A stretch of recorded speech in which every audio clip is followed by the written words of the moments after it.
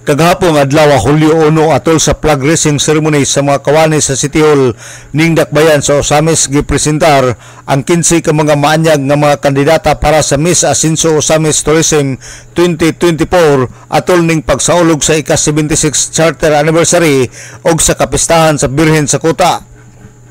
Ang 15 ka mga maanyag nga kandidata una ang nagikan sa Barangay Tinago nga si Janine Montesilio Ingracia, Andrea Joy Lopez sa Barangay Gingona, Missy Erika Pahalya sa Barangay Kalabayan, Janelle Shin Costonera 50th District, Gian Laylahay sa Barangay Pantaon, Isa Marel Burungan, Barangay Sangay Dako, Kyle Liubik Taiko, Barangay San Roque, Stephanie Hurumat, Barangay Pulot, Erlin Mi Laurito, Barangay Aguada, Melody Catalbas, Barangay Gango, Princess Marie Alfer, Barangay Banyadero, Teresa Mi Indok Malaubang, Joyce Kabusaw Diguan, Juna Francisco Baybay Santa Cruz, Angelica Jean Igar, Kinuman Norte.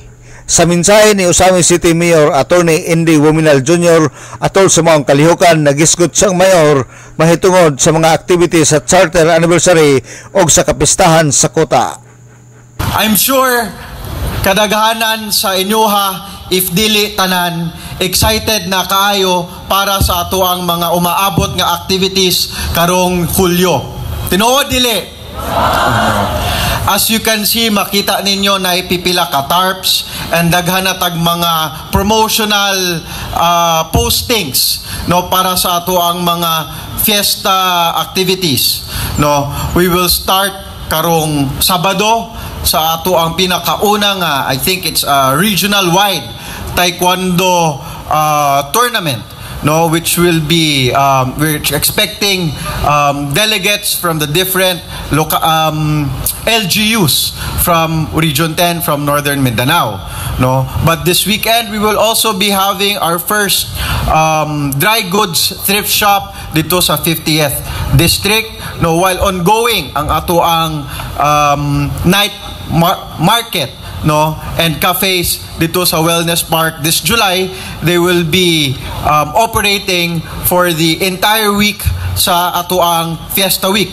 So sugod karong July 6 I believe, dire-diretso na sila July 5 rather until July 16, no. And in between padayon ang ato ang mga activities, no. Sa July 8 we will be having our now traditional kasalan sa fiesta, which we will be wedding an additional as of now 180 couples, no.